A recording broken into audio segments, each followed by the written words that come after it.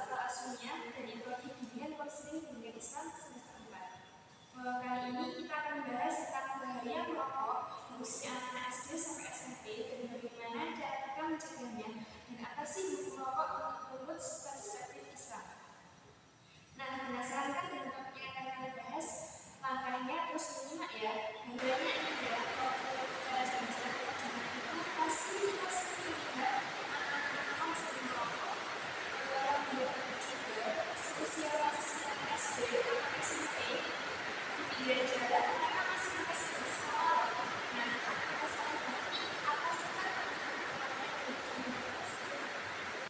banyak tentunya di sekitar kita anak usia SD sampai SMP sudah kecanduan merokok.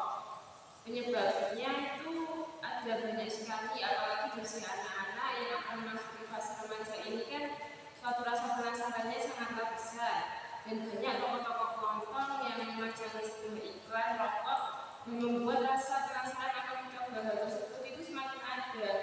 Dan mungkin juga salah satu orang tuanya atau keluarganya ada yang merokok dan keluarganya pun tidak memberitahu dampak atau resiko dari merokok tersebut, dan biasanya juga sangat berpengaruh terhadap anak-anak di usia yang sekarang akan memasuki fase remaja tersebut. Nah, mungkin seperti itu penyebabnya, dan mungkin lingkungannya pun juga sedikit berpengaruh ya. Saya pernah dengar rokok ini penawaran nomor 2 terbesar setelah beras, tapi rokok ini sangat berbahaya bagi orang dewasa pun sangat berbahaya. Apalagi anak usia SD atau SMP itu pasti kan berdampak besar sekali di usia mereka ini. Apa saja sih Kak dampak atau bahaya bagi kesehatan tumbuh kembang dan mental bagi anak tersebut yang mengalami kecanduan sebuah rokok? Dampak dari merokok ini kan jangkanya panjang ya. Memang penyakitnya tidak menular, namun sangat berbahaya untuk rokok tersebut. Terutama dampak bagi anak-anak ini bahayanya banyak sekali, dari terhambatnya tumbuh kembangnya, dapat dia mengelola sebuah emosi atau rasa stresnya, paru-parunya berhenti berkembang, kerusakan pada gigi, dan juga kesehatan otot dan tulang yang akan menurun drastis.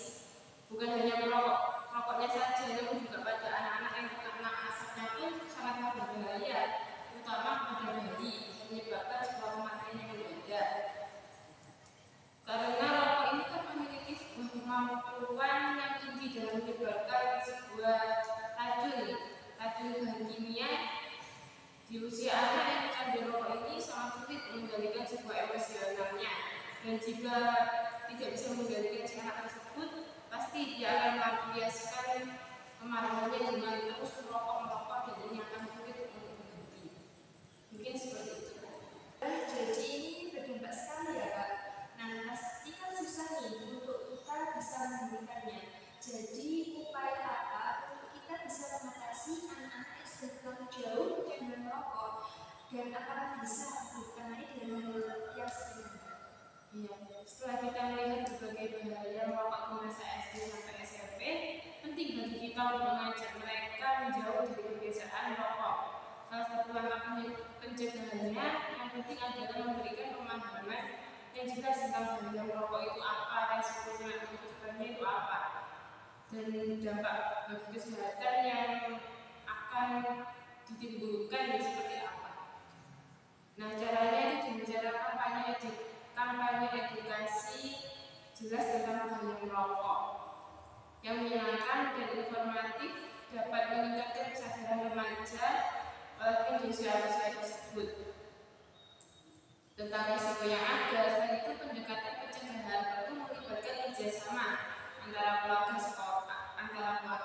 sekolah, dan masyarakat. Orang tua itu memiliki peran penting bagi pemberian contoh positif yang dapat mengedukasi anak-anak mereka tentang resiko merokok. Sekolah dapat menyelenggarakan program edukasi yang menginformasi tentang bahaya dari merokok.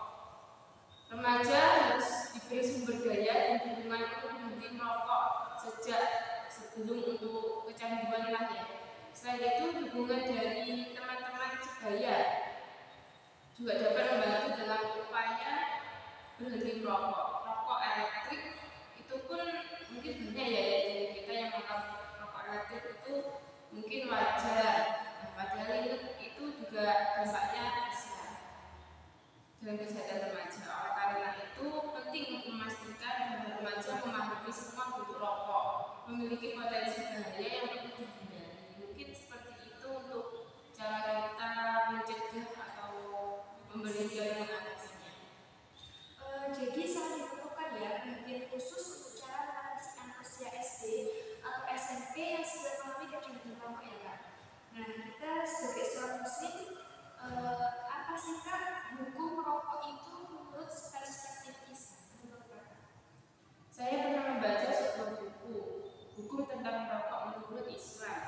Rokok itu dihukumi haram bila mana ada efek samping akan dialami oleh pecandu itu sendiri, seperti menyebabkan penyakit jantung, sesak nafas, dan kanker bahkan kematian. Ada juga ulama-ulama yang menghalalkan rokok. Mereka berdalih bahwa rokok tidak najis atau dapat menghilangkan kesadaran. Bahkan rokok memberikan semangat baru dalam menjalani sebuah kehidupan dan menyenangkan.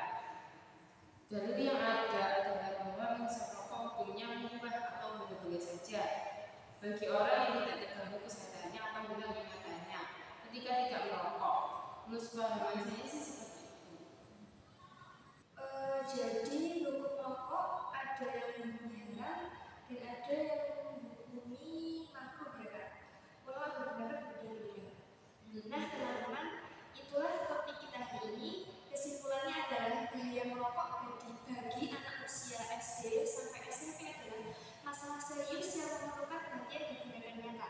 Pendidikan edukasi dan bukan dalam mencegah dan menghentikan kebiasaan merokok adalah langkah-langkah kunci dalam menjaga generasi muda dari ancaman kesehatan yang disebabkan oleh rokok. Melalui kerjasama bersama